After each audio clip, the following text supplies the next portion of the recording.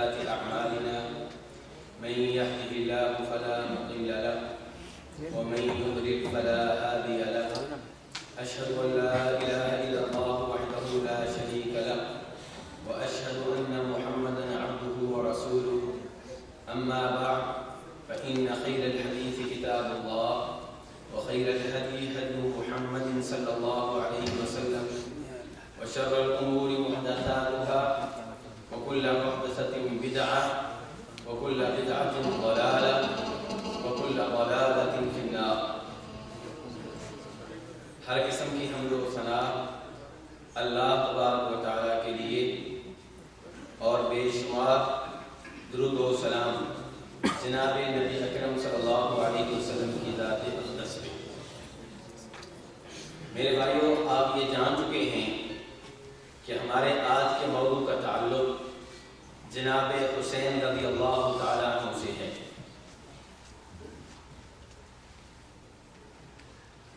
گفتگو میں باقاعدہ داخل ہونے سے پہلے یہ بیان کر دینا ضروری سمجھتا ہوں کہ آل بیت سے اور جناب حسن و حسین رضی اللہ عنہما سے اور ان کے والد گرامی جناب علی رضی اللہ عنہ سے اور ان کی والدہ جناب فاطمہ رضی اللہ عنہ سے محبت ہمارے ایمان کا حصہ ہے. ان سے محبت کو ہم عبادت سمجھتے ہیں. نبی علیہ السلام نے ان کے جو فضائل بیان کیے ہیں ان کے اوپر ہمارا مکمل یقین ہے.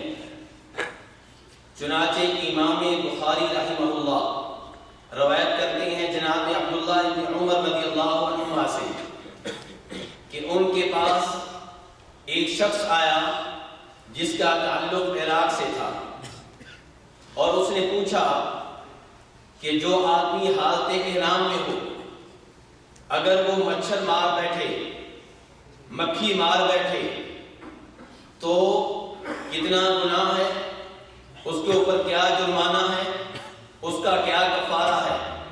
تو جناب عبداللہ بن عمر رضی اللہ عنہما اس سوال کے اوپر بڑے حیران ہوئے.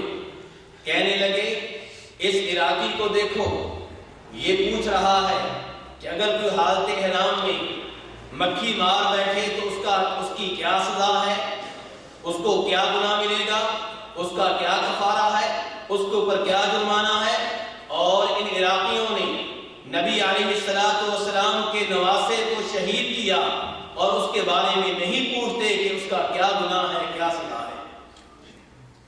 اس حسین رضی اللہ عنہ کو انہوں نے شہید کیا جن کے بارے میں نبی علیہ السلام نے فرمایا تھا کہ حسن و حسین دنیا میں میرے دو پھول ہیں.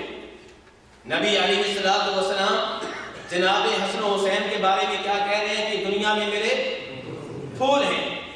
اتنا نبی علیہ السلام کو ان دو لاڈلوں سے پیار تھا، اتنی آپ ان سے محبت کرتے تھے کہ آپ ایک حدیث میں فرماتے ہیں اے اللہ میں ان سے محبت کرتا ہوں، تو بھی ان سے محبت کر، اور جو ان سے محبت کرے یا اللہ تو ان سے محبت کر. امام ترمذی رحمہ اللہ اپنی حدیث کی کتاب میں جناب حذیفہ رضی اللہ عنہ سے روایت کرتے ہیں. وہ کہتے ہیں کہ ایک دفعہ مجھ سے میری والدہ نے پوچھا کہ حذیفہ تم آخری بار نبی علیہ السلام سے کب ملے ہو؟ تو میں نے کہا کہ کافی دن ہو چکے ہیں. تو میری والدہ نے مجھے برا بھلا کہا کہ نبی علیہ السلام سے اتنے دنوں سے تم نہیں ملے ہو. تو میں نے کہا امی جان آپ اجازت دیں میں آج ہی جاتا ہوں، نبی علیہ السلام کی امامت میں مغرب کی نماز ادا کرتا ہوں اور آپ سے دعا بھی کراؤں گا اپنی مغفرت کے لیے اور آپ کی مغفرت کے لیے. تو جناب حذیفہ کہہ رہے ہیں کہ نبی علیہ السلام سے ملنے کے لیے میں آیا، مغرب کی نماز آپ کی امامت میں ادا کی، ادھر ہی بیٹھا رہا، پھر عشاء کی نماز آپ کے ساتھ ادا کی. عشاء کی نماز کے بعد جب نبی علیہ السلام گھر جانے لگے میں بھی آپ کے پیچھے پیچھے چلنے لگا. اتنی دیر میں ایک آدمی آپ سے گفتگو کرنے لگا، سرگوشیاں کرنے لگا. جب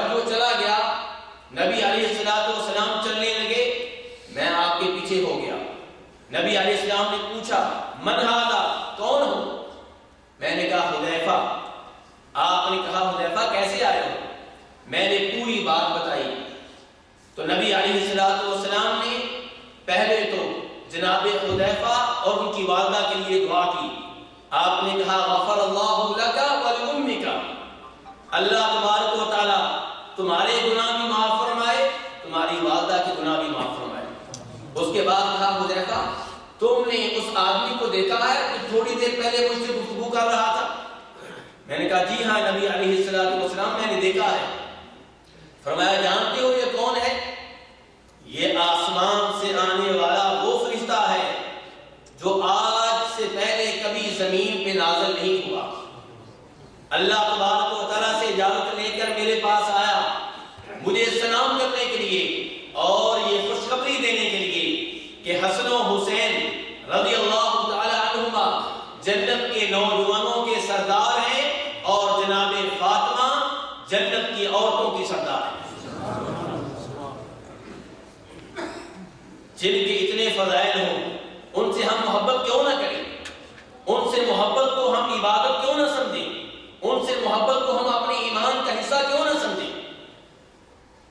اور ان کے والد گرامی جناب علی بن ابی طالب رضی اللہ عنہ، جن کے بارے میں امام مسلم رحمہ اللہ اپنی حدیث کی کتاب میں نقل کرتے ہیں کہ فرمایا جناب علی رضی اللہ عنہ نے والذی فرق الحب وبرأ النسمہ، اس ذات کی قسم جس نے اس بیج کو زمین سے باہر نکالا پودے کی شکل میں، جس کو کسان نے زمین میں بویا تھا، مٹی میں چھپایا تھا، اس کو مٹی سے باہر نکالنے والا کون ہے؟ اللہ تبارک و تعالیٰ۔ اس اللہ کی قسم جس نے روح کو پیدا کیا کہ نبی علیہ الصلوۃ والسلام نے مجھ سے کہا تھا، یہ کون کہہ رہے ہیں؟ کون کہہ رہے ہیں؟ جناب علی رضی اللہ عنہ کہہ رہے ہیں کہ نبی علیہ الصلوۃ والسلام نے مجھ سے کہا تھا کہ علی لا يحبك الا مؤمن ولا يبغضك الا منافق، کہ تم سے محبت کرنے والا مومن ہوگا اور تم سے بغض و عداوت رکھنے والا مسلمان نہیں بلکہ منافق ہوگا۔ یہ جناب علی رضی اللہ عنہ کی شان ہے، وہ جناب فاطمہ کی شان تھی اور اس سے پہلے جناب حسن و حسین کی شان تھی، اور یہ آل بیت میں سے ہیں، اس لحاظ سے بھی ان کی بڑی فضیلت ہے۔ چنانچہ امام مسلم رحمہ اللہ اپنی صحیح میں جناب زید بن ارقم رضی اللہ عنہ سے روایت کرتے ہیں، زید بن ارقم کہتے ہیں کہ نبی علیہ الصلوۃ والسلام نے مکہ اور مدینہ کے مابین ایک مقام خم میں خطبہ ارشاد فرمایا، اور خطبے میں نبی علیہ الصلوۃ والسلام نے سب سے پہلے اللہ کی حمد و ثنا بیان کی اور پھر بات و نصیحت کی۔ اس کے بعد فرمایا الا ایھا الناس فانما انا بشر، لوگو میری بات توجہ سے سنو، الا دھیان سے توجہ کے ساتھ۔ پہلے آپ نے خبردار کیا، فرمایا اے لوگو فانما انا بشر، اس میں کوئی شک و شبہ نہیں ہے کہ میں ایک بشر ہوں، میں ایک انسان ہوں۔ یہ کون کہہ رہے ہیں؟ نبی علیہ الصلوۃ والسلام۔ آپ شان کے لحاظ سے، مقام کے لحاظ سے سب سے اوپر ہیں، سب سے افضل ہیں، سب سے اعلیٰ ہیں، سب سے مقدس ہیں، سب سے محترم ہیں، نبیوں کے بھی امام ہیں، ولیوں کے بھی امام ہیں، لیکن آپ ہیں بشر، اور یہی تو آپ کی شان ہے۔ اگر یہ مان لیا جائے کہ آپ نوری تھے تو نوری ہو کے جہاد کرنا کوئی بڑی بات نہیں ہے، نوری ہو کے روزے رکھنا کوئی بڑی بات نہیں ہے، نوری ہو کے لمبی لمبی تہجد کی نماز پڑھنا کوئی بڑی بات نہیں ہے۔ بڑی بات یہ ہے کہ آپ کو بشر مانا جائے، بشر ہو کے آپ جہاد کر رہے ہیں، بشر ہو کے آپ اتنے روزے رکھ رہے ہیں، بشر ہو کے اتنی لمبی رات کو تہجد کی نماز پڑھتے ہیں کہ آپ کے پاؤں مبارک سوکھ جایا کرتے ہیں۔ یہ آپ کی شان ہے، یہ آپ کا مقام ہے۔ جو آپ کو نور کہتے ہیں وہ آپ کی شان میں اضافہ نہیں کر رہے، کمی کر رہے ہیں۔ بشر ماننا اور پھر یہ کہنا کہ آپ نے اتنا جہاد کیا، اتنے روزے رکھے، اتنی نمازیں پڑھی، یہ آپ کی حقیقی شان ہے۔ تو آپ فرما رہے ہیں فَإِنَّمَا أَنَا بَشَرٌ، اس میں کوئی شک و شبہ نہیں ہے کہ میں ایک بشر ہوں۔ آگے فرماتے ہیں یوشک ان یأتی رسول ربی فأجیب، وہ وقت قریب ہی آنے والا ہے کہ جب اللہ تبارک و تعالیٰ کی طرف سے پیغام لانے والا پیغام لائے گا، موت کا پیغام آئے گا، فأجیب، اور میں فوت ہو جاؤں گا۔ آپ خبردار کر رہے ہیں کہ میں فوت ہونے والا ہوں، میں دنیا سے جانے والا ہوں، اس لیے جو باتیں کرنے لگا ہوں دھیان سے سنو۔ کیا باتیں ہیں؟ فرمایا وَأَنَا تَارِكٌ فِيكُمْ ثَقَلَيْنِ، میں تم میں دو بڑی عظیم چیزیں چھوڑ کر جا رہا ہوں۔ کتنی چیزیں میرے بھائیو؟ دو۔ فرمایا اولہما کتاب اللہ، ان میں سے پہلی چیز اللہ کی کتاب ہے، قرآن پاک۔ فیہ الہدی والنور، فرمایا ہدایت اسی میں ہے، روشنی اسی میں ہے۔ ہدایت کس میں ہے میرے بھائیو؟ آج ہم سے کئی مولوی کہتے ہیں قرآن پاک کا ترجمہ نہ پڑھنا، گمراہ ہو جاؤ گے۔ یہ تمہارا کام نہیں، بڑے بڑے علماء کا کام ہے۔ نبی علیہ السلام کہہ رہے ہیں اگر ہدایت چاہیے، اگر روشنی چاہیے، روشن خیالی چاہیے تو تمہیں قرآن پاک میں ملے گی۔ ہدایت چاہیے تو کہاں سے ملے گی؟ قرآن پاک سے ملے گی۔ فیہ الہدی والنور، فرمایا فخذوا بکتاب اللہ، اللہ کی اس کتاب کو پکڑ لو، واستمسکوا بہ، مضبوطی سے تھام لو، اور فرمایا وَأَهْلُ بَيْتِي، دوسری چیز جو تم میں چھوڑ کے جا رہا ہوں وہ کون ہے؟ اہل بیتی، میرے گھر والے، آل بیت، میرے خاندان سے تعلق رکھنے والے، میری اولاد، میری بیویاں، میرے چچاؤں کی اولاد، میرے آل بیت، ان کو بھی تم میں چھوڑ کے جا رہا ہوں۔ کتاب اللہ کے بارے میں آپ نے کیا کہا کہ اس میں ہدایت ہے؟ کتاب اللہ کے بارے میں آپ نے کیا کہا کہ اس میں ہدایت ہے، اس میں روشنی ہے، اس میں نور ہے، اس کو مضبوطی سے تھام لو۔ اور جب آل بیت کی باری آئی تو کیا فرمایا؟ اذکرکم اللہ فی اہل بیتی، اذکرکم اللہ فی اہل بیتی، اذکرکم اللہ فی اہل بیتی، میرے آل بیت، میرے گھر والے، ان کے معاملے میں اللہ سے ڈرتے رہنا، میرے گھر والوں کا خیال رکھنا، ان کے حقوق ادا کرتے رہنا، ان کے معاملات کو ترجیح دینا۔ اذکرکم اللہ فی اہل بیتی، تو یہاں پہ نبی علیہ السلام امت کو وصیت کر رہے ہیں کہ جن کا تعلق میرے خاندان سے ہے ان کا خیال رکھنا۔ لیکن ایک بات یاد رہے، آپ نے یہ نہیں کہا کہ ان کی ہر بات ماننی ہے، وہ قرآن پاک کی طرح ہے، نہیں۔ قرآن پاک کے بارے میں فرمایا کہ قرآن پاک ہدایت ہے، مشعل راہ ہے، نور ہے، روشنی ہے۔ اہل بیت کے بارے میں یہ کہا ہے کہ ان کے حقوق کا خیال رکھنا ہے، ان سے پیار و محبت کرنا ہے، اور ان کے ساتھ اچھا برتاؤ کرنا ہے۔ یہ نہیں کہا کہ ان کو دین بنا لینا ہے، ایسی بات نہیں ہے۔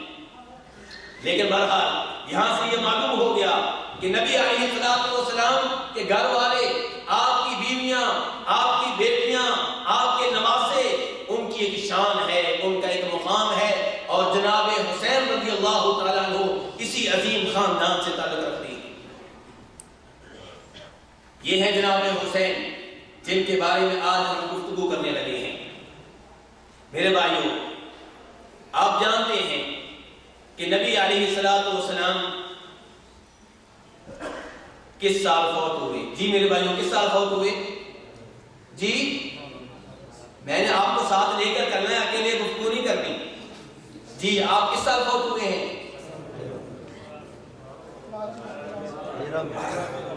بس یہ پتا ہے 12 ربیع الاول، سال کا نہیں پتا، سال پوچھ رہا ہوں۔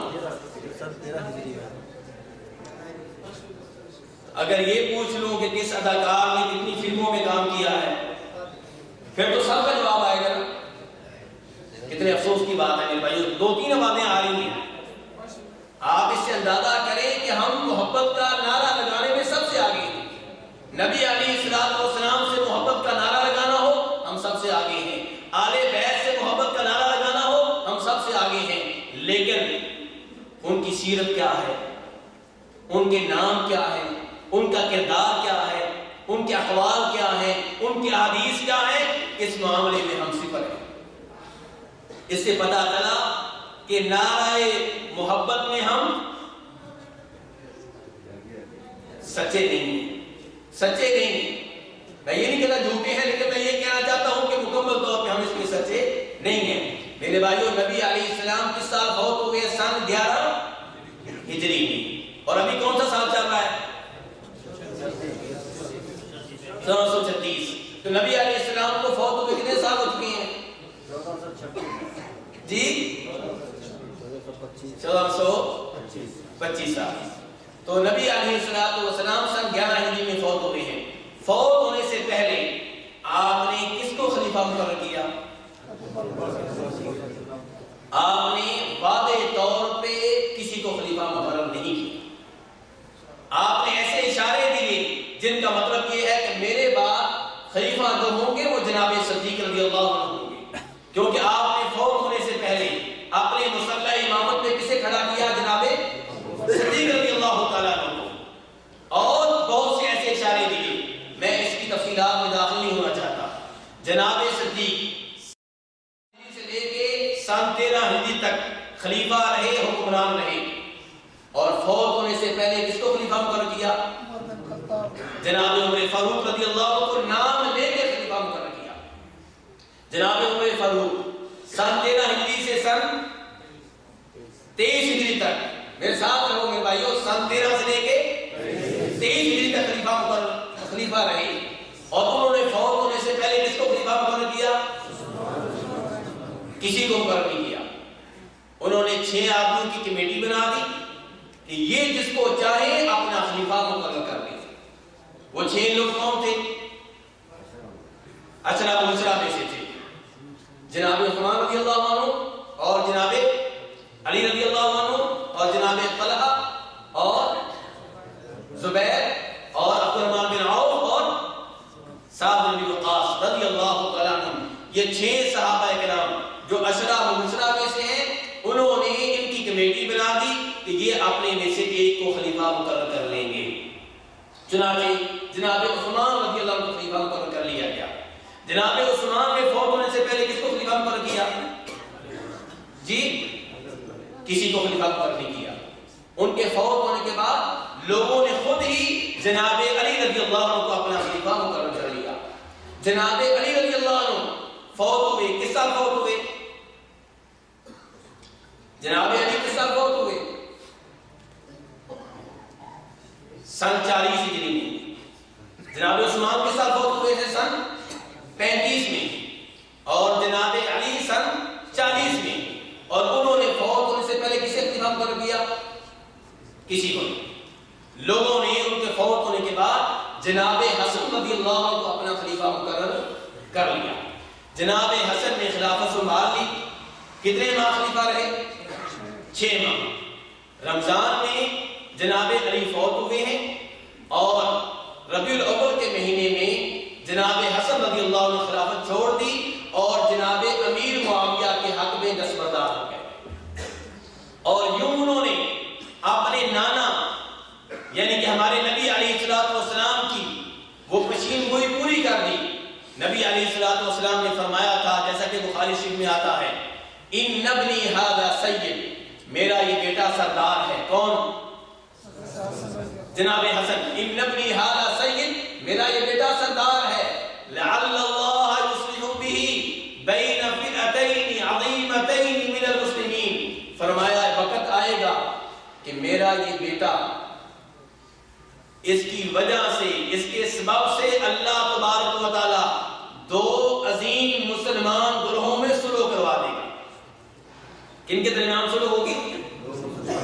2 عظیم مسلمان گروہوں میں۔ اور کون کروائے گا؟ اللہ کروائے گا جناب حسن کے ذریعے۔ یہاں پہ توحید کی سمجھ لیجیے۔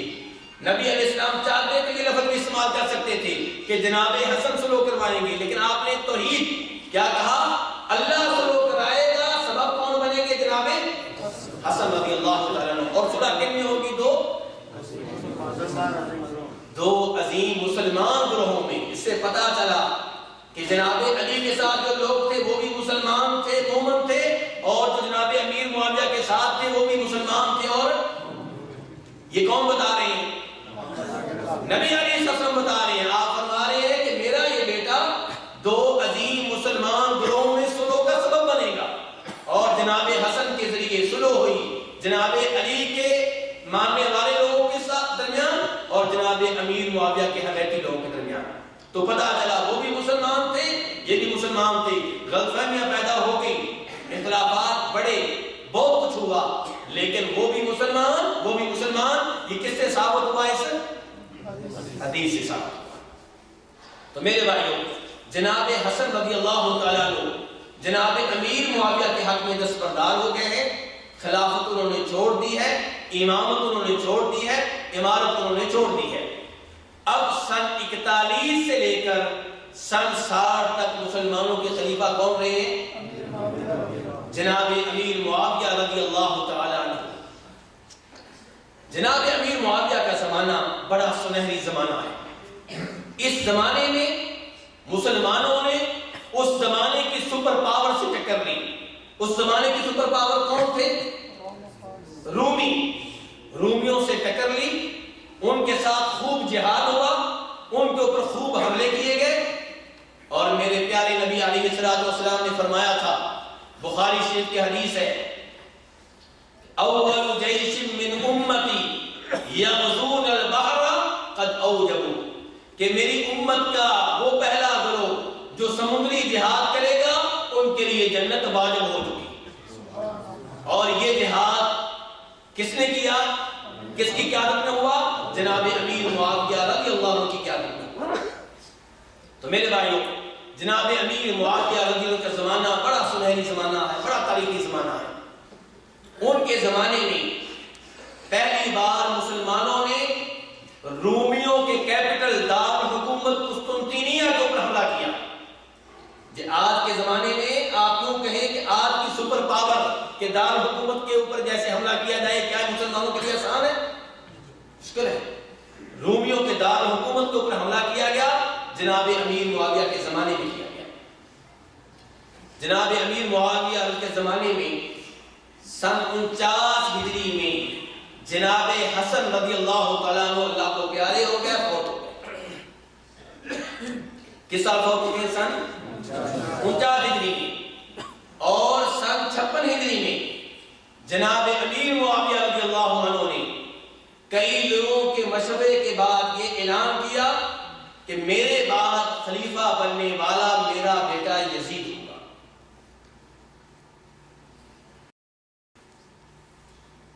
یہ اعلان پہلے سے بہت مختلف تھا۔ نبی علیہ السلام نے کیا کیا تھا؟ اپنے بعد کسی کو خلیفہ مقرر نہیں کیا تھا۔ جناب صدیق نے اپنے بعد خلیفہ مقرر کیا، لیکن اپنے بیٹے کو نہیں، اپنے بھتیجے کو نہیں، اپنے بھانجے کو نہیں، کس کو؟ جناب، اور وہ بھی فوت ہونے سے کچھ دیر پہلے۔ اور جناب عمر فاروق رضی اللہ عنہ نے جب کمیٹی مقرر کی، وہ کمیٹی جس نے آئندہ خلیفہ مقرر کرنا تھا، اس میں اپنے بیٹے کو جگہ نہیں دی اور کہا نہ یہ اس کمیٹی کا حصہ بنے گا، نہ میرے بعد یہ خلیفہ بننے کا حقدار ہے۔ جناب عثمان نے اپنے بعد کسی کو مقرر نہیں کیا، جناب علی نے اپنے بعد کسی کو مقرر نہیں کیا، اور جناب حسن جو ہیں انہوں نے دستبرداری کا اعلان کر دیا جناب امیر معاویہ کے حق میں۔ اور جب جناب امیر معاویہ کی باری آئی تو وہ فوت ہونے سے کئی سال پہلے کسی اور کو جانشین مقرر کر رہے ہیں، اور جس کو مقرر کر رہے ہیں وہ کون ہے؟ ان کا سگا بیٹا۔ تو یہ معاملہ پہلے معاملات سے کافی مختلف تھا۔ اب اس بارے میں اہل سنت کی کیا رائے ہے اور شیعہ لوگوں کی کیا رائے ہے، یہ میں آپ کے سامنے رکھنا چاہوں گا۔ اہل سنت سے مراد وہ لوگ نہیں ہیں جو پاکستان یا انڈیا میں اہل سنت کے نام سے رجسٹر ہیں۔ اہل سنت کے نام کے اوپر کوئی بھی قبضہ کر لے، ضروری نہیں کہ وہ اہل سنت میں سے ہو۔ اہل سنت سے یہاں میری مراد وہ لوگ ہیں جو صحابہ کرام کو مانتے ہیں، جناب صدیق کو خلیفہ اول مانتے ہیں، جناب فاروق کو خلیفہ ثانی مانتے ہیں، جناب عثمان کو خلیفہ ثالث مانتے ہیں، جناب علی رضی اللہ عنہ کو خلیفہ چہارم مانتے ہیں، جناب امیر معاویہ کو بھی خلیفہ مانتے ہیں۔ یہ ہے میری مراد اہل سنت۔ سنی سے مراد، اہل سنت سے مراد یہ لوگ ہیں، اور شیعہ سے مراد وہ لوگ ہیں جو جناب صدیق کو خلیفہ اول نہیں مانتے، جناب عمر فاروق کو خلیفہ ثانی نہیں مانتے، جناب عثمان کو خلیفہ ثالث نہیں مانتے۔ تو میرے بھائیوں، شیعہ لوگ کہتے ہیں کہ جناب امیر معاویہ رضی اللہ عنہ کا اپنے بعد اپنے بیٹے یزید کو خلیفہ بنانے کا اعلان درست نہیں تھا، غلط تھا۔ کیوں غلط تھا جی؟ وہ کہتے ہیں کہ جناب علی اور ان کی اولاد کے سوا کوئی اور خلیفہ بننے کا حقدار نہیں ہے، نہ ابو بکر صدیق، نہ عمر فاروق، نہ جناب عثمان، نہ جناب ابی معاویہ، نہ یزید۔ تو وہ صرف یزید کے خلاف نہیں ہے اس معاملے میں، وہ اس معاملے میں جناب صدیق کے بھی خلاف ہے، جناب فاروق کے بھی خلاف ہے، جناب عثمان کے بھی خلاف ہے۔ وہ کہتے ہیں کہ خلافت کے حقدار، امامت کے حقدار یا جناب علی ہے یا ان کی اولاد ہے، کوئی اور خلافت کا حقدار نہیں۔ اب آتے ہیں سنیوں کی طرف، اہل سنت کی طرف۔ وہ کیا کہتے ہیں اس معاملے میں؟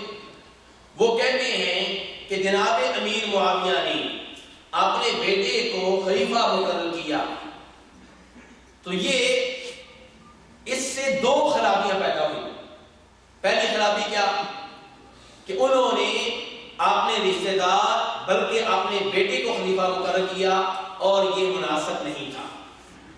دوسرے نمبر پہ جب انہوں نے اپنے بیٹے کو خلیفہ مقرر کیا تو اس وقت یزید سے بہتر لوگ موجود تھے۔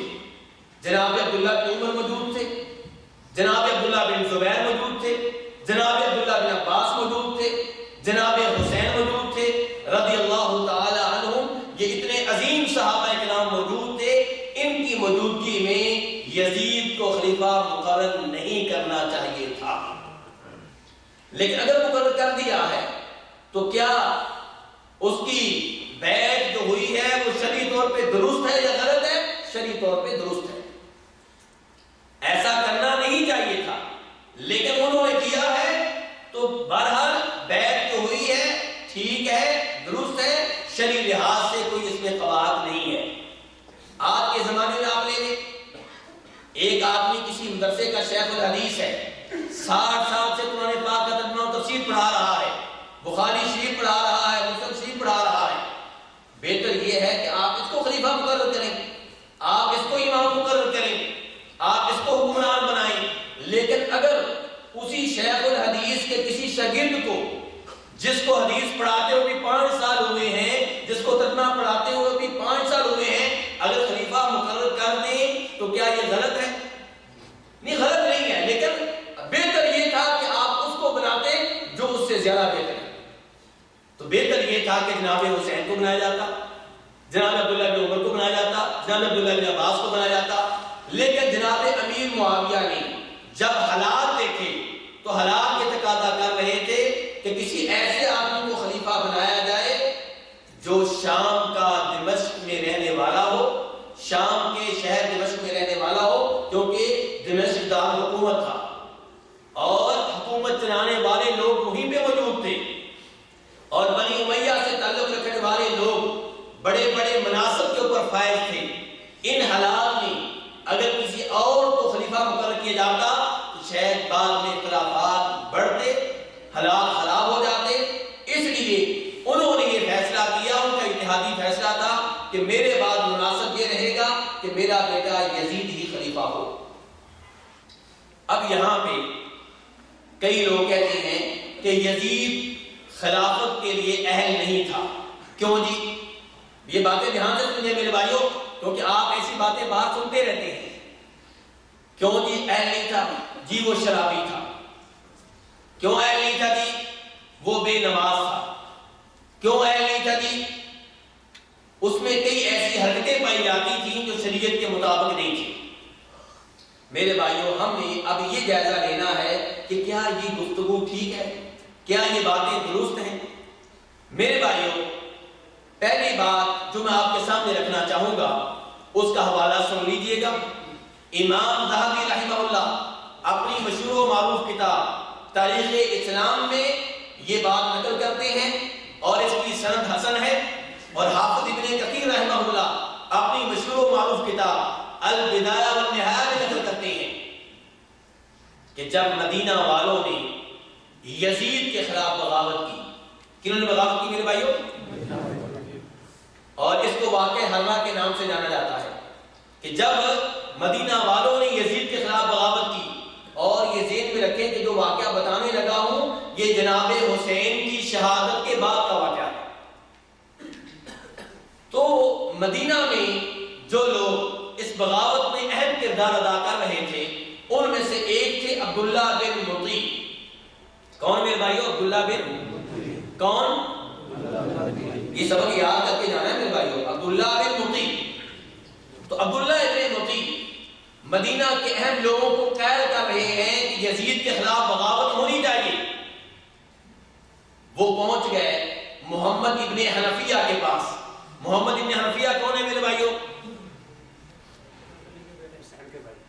جناب حسن و حسین کے بھائی، باپ کی طرف سے جناب حسن و حسین کے بھائی۔ تو کیا یہ آل بیت میں سے؟ جی جی ہاں، آل بیت میں سے ہیں۔ جناب علی کی اولاد میں سے ہیں کہ نہیں؟ اور جناب علی کی اولاد جو ہے آل بیت میں سے ہیں، تو یہ آل بیت میں سے ہیں۔ تو محمد ابن حنفیہ جناب حسن و حسین کے بھائی ان کے پاس عبداللہ بن مطیع آئے اور آ کر کہا کہ یزید کے خلاف بغاوت ہونی چاہیے۔ محمد ابن حنفیہ نے کہا کیوں؟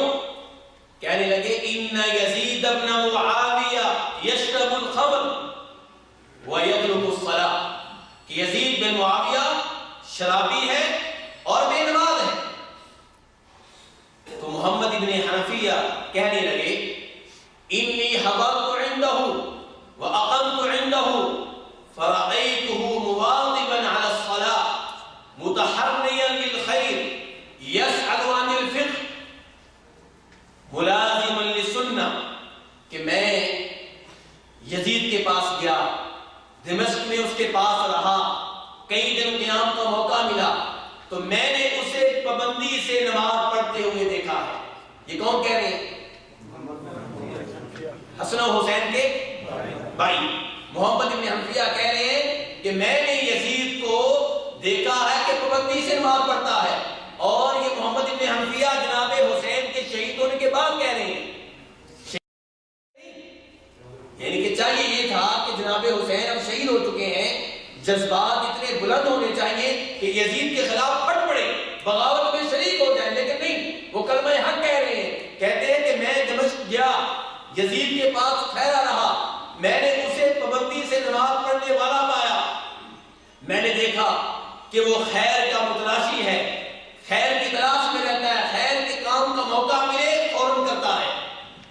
یسأل عن الفقہ، دین کے مسائل کے بارے میں علماء کرام سے سوال کرتا رہتا ہے، ملازما للسنہ، حدیث کے اوپر عمل کرنے والا ہے۔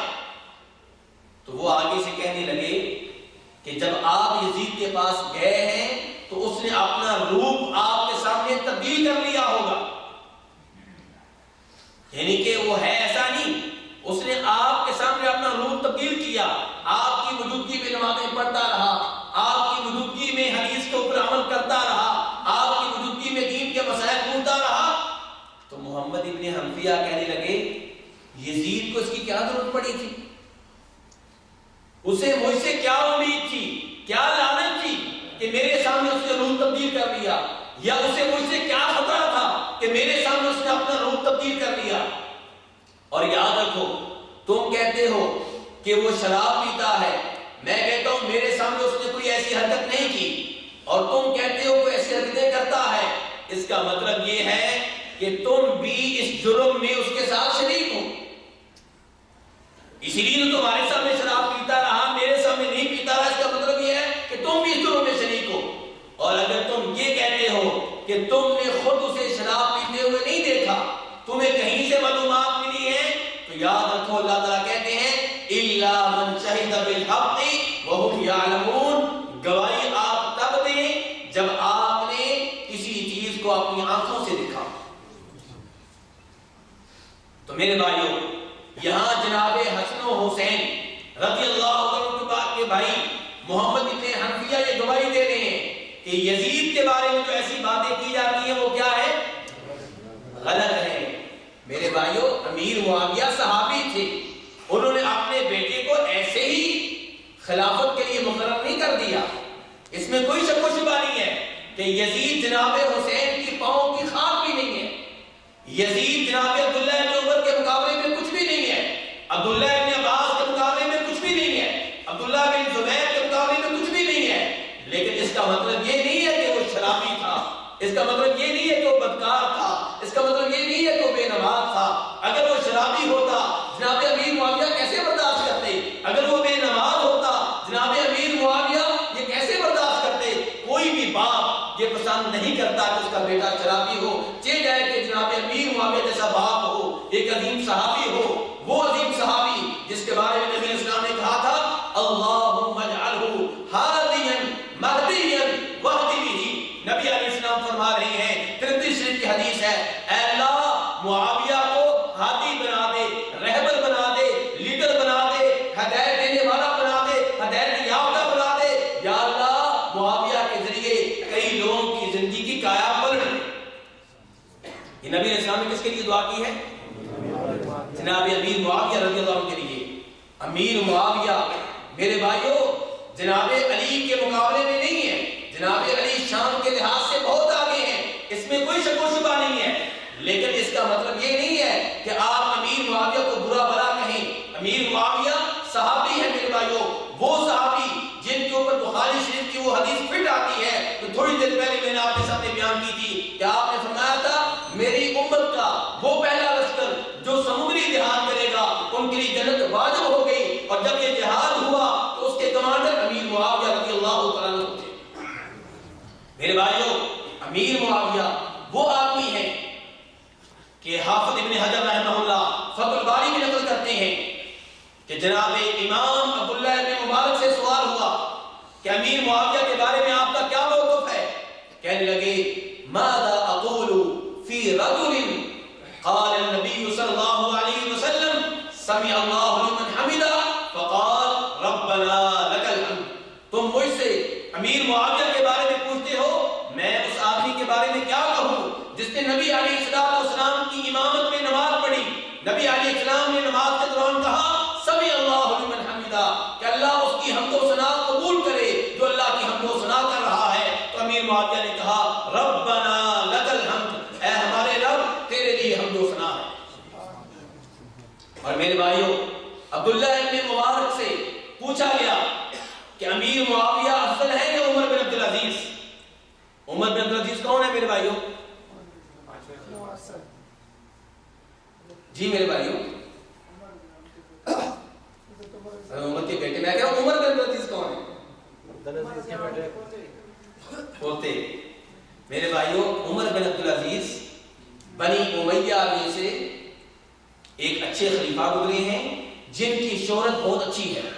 جناب امیر معاویہ کو تو بدنام کر دیا گیا نا، لیکن عمر بن عبدالعزیز کی شہرت اچھی ہے، انہیں بدنام نہیں کیا گیا، ان کی شہرت بہت اچھی ہے، ان کا عدل و انصاف بہت مشہور ہے، انہیں خلیفہ راشد مانا جاتا ہے، لیکن وہ صحابی نہیں ہے، کیا ہے؟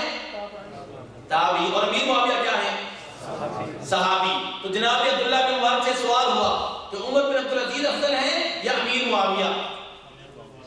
تو عبداللہ بن مبارک نے جو جواب دیا وہ سنہری حروف سے لکھنے کے قابل ہے۔ کہا نبی علیہ السلام کی صحبت و رفاقت میں رہتے ہوئے امیر معاویہ کے ناک کے نتنوں میں جو مٹی داخل ہوئی ہے وہ مٹی بھی عمر بن عبدالعزیز سے افضل اور بہتر ہے۔ اور میرے بھائیوں المعافى ابن عمران رحمہ اللہ سے جب یہی سوال کیا گیا کہ عمر بن عبدالعزیز افضل ہیں یا امیر معاویہ افضل ہیں تو وہ غصے میں آ گئے، جلال میں آ گئے، کہنے لگے عمر بن عبدالعزیز تابعی کو امیر معاویہ صحابی کے ساتھ کیوں ملا رہے ہو؟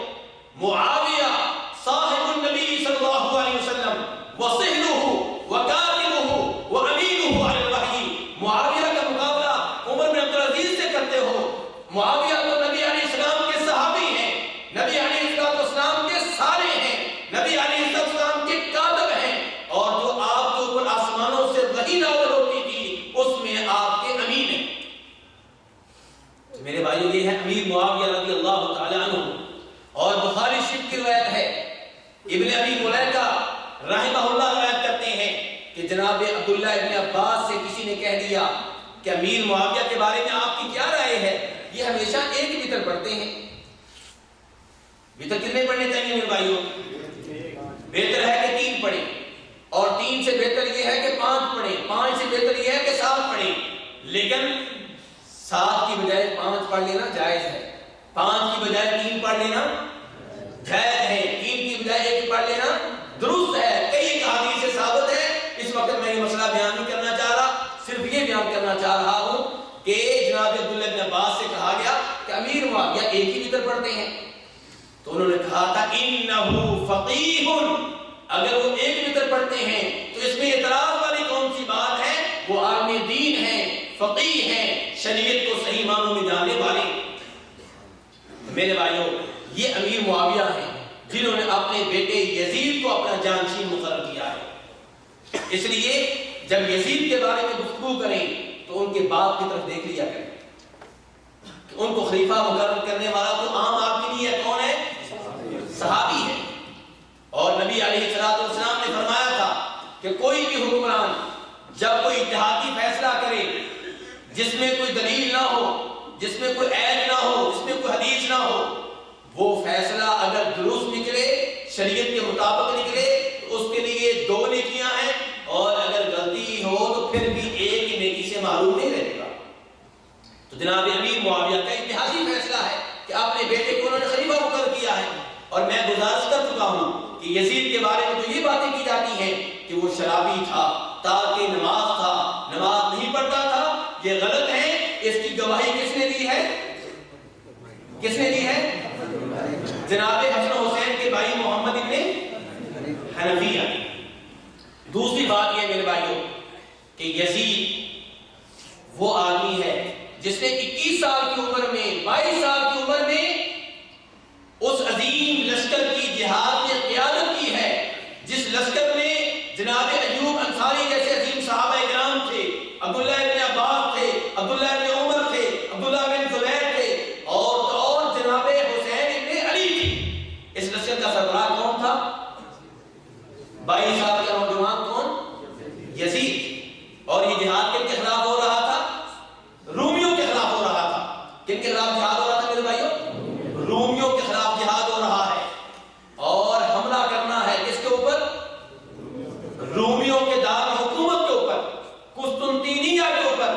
جناب امیر معاویہ نے لشکر ترتیب دیا، لشکر میں یہ عظیم صحابہ کرام ہیں، اور لشکر کا سربراہ مقرر کیا گیا یزید ابن معاویہ کو۔ اور میرے بھائیوں، بخاری شریف کی حدیث ہے، نبی علیہ السلام نے فرمایا تھا اول جیش من امتی یغزون مدینہ قیصر مغفور لہم، کہ میری امت کا وہ سب سے پہلا لشکر جو ایسے روم کے دار حکومت کے اوپر حملہ آور ہوگا وہ بخشا ہوا ہے۔ اور میرے بھائیوں، یزید ابن معاویہ نے اس ایک لشکر میں حصہ لیا ہے جس نے کیسے روم کے دار حکومت کے اوپر حملہ کیا تھا۔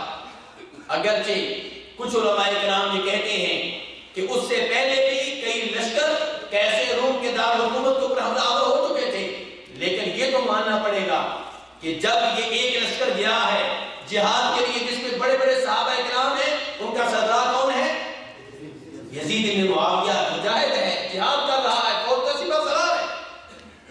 اور پھر میرے بھائیوں، جناب امیر معاویہ کے زمانے میں سن 50 ہجری میں جب حج ہوا تو حج کا قائد، حج کا امیر کون تھا؟ یزید بن معاویہ تھا۔ تو میرے بھائیوں، یہ وہ امور ہیں جن کو پیش نظر رکھ کر جناب امیر معاویہ نے اپنے بیٹے کو جانشین مقرر کیا، اس وقت کے حالات کو مد نظر رکھ کر، حالات کی نزاکت کو سامنے رکھ کر، اور اگر وہ جناب حسین کو مقرر کر دیتے تو زیادہ بہتر تھا، عبداللہ بن عمر کو مقرر کر دیتے زیادہ بہتر تھا، عبداللہ بن عباس کو مقرر کر دیتے زیادہ بہتر تھا، لیکن ضروری نہیں ہے کہ آپ خلیفہ اسی کو مقرر کریں جو سب سے بہتر ہو۔ نبی علیہ السلام نے فوت ہونے سے تھوڑی دیر پہلے ایک لشکر رومیوں کی طرف بھیجا تھا، اس کا سربراہ کس کو مقرر کیا تھا؟ اسامہ بن زید کو۔ کس کو مقرر کیا تھا؟ کتنے سال کے تھے؟ 17 سال کے۔ اور اس لشکر میں کون تھے؟ جناب صدیق، جناب فاروق، جناب عثمان۔ اور نبی علیہ السلام نے جناب صدیق کو سربراہ مقرر نہیں کیا، جناب عمر فاروق کو مقرر نہیں کیا، جناب عثمان کو مقرر نہیں کیا۔ کس کو مقرر کیا؟ اسامہ بن زید کو پتہ چلا کہ ضروری نہیں سے بہتر ہو. آپ افضل کی موجودگی میں کسی ایسے آدمی کو بھی مقرر کر سکتے ہیں جو شان میں اس کے برابر کا نہیں ہے. خلیفہ وقت نے دیکھنا ہوتا ہے کہ کون سے کام کے لیے کون مناسب ہے. آپ دیکھیے خالد ابن ولید رضی اللہ عنہ کب مسلمان ہوئے ہیں؟ جی کب مسلمان ہوئے ہیں؟ سن 8 ہجری میں. اور نبی اسلام کا فوت ہوئے ہیں سن 11 میں. ان کے فوت ہونے سے 3 سال پہلے خالد بن ولید جو ہے مسلمان ہوئے ہیں. اور عمر فاروق کب کے، جناب صدیق کب کے، جناب عثمان کب کے، جناب علی کے کب کے. لیکن نبی علیہ السلام بھی، جناب صدیق بھی، جناب فاروق بھی بہت سی جنگوں میں کس کو سپہ سالار مقرر کرتے رہے؟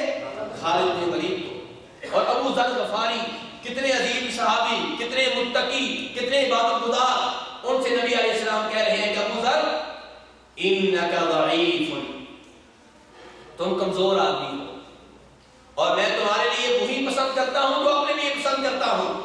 تمہیں کیا مشورہ دیتا ہوں؟ لا تأمرن علی اثنین، 2 آدمی تمہارے ساتھ ہوں ان کا بھی امیر نہ بننا.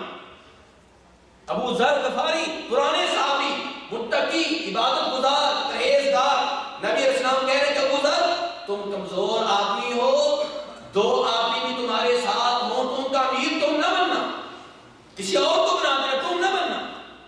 کیوں؟ کہ ہر آدمی ہر کام کے لیے مناسب نہیں ہے میرے بھائیوں. جناب عمر فاروق رضی اللہ عنہ کو کون ہے جو منصف نہیں مانتا؟ ہر آدمی ان کی تعریفیں کرتا ہے. اپنے ان کے زمانے میں عبداللہ ابن مسعود موجود ہیں، بہت بڑے عالم دین ہیں، بہت بڑے متقی ہیں، بہت بڑے پرہیزگار ہیں، کوفہ میں موجود ہیں. لیکن کوفہ کا گورنر انہیں نہیں بنایا، کسی اور کو بنایا. ابو درداء دمشق میں موجود ہیں، لیکن دمشق کا گورنر انہیں نہیں بنایا گیا. کس کو بنایا گیا؟ جناب معاویہ کو، جناب معاویہ کے بھائی کو. اس لیے میرے بھائیوں خلیفہ وقت کی صورتحال کے مطابق فیصلہ کرنا ہوتا ہے کہ کس کو سربراہ مقرر کیا جائے. تو امیر معاویہ رضی اللہ عنہ نے لوگوں سے مشورہ کیا، صحابہ کرام سے مشورہ کیا اور یہ مناسب سمجھا کہ میرے باپ، میرا بیٹا جو ہے خلیفہ بنے. تو یہ ان کی حکمت عملی تھی، ان کا اتحادی فیصلہ تھا. اگر وہ فیصلہ ٹھیک تھا تو ان کے لیے 2 اجر ہے، اگر فیصلہ غلط تھا پھر بھی وہ 1 اجر سے انشاءاللہ محروم نہیں.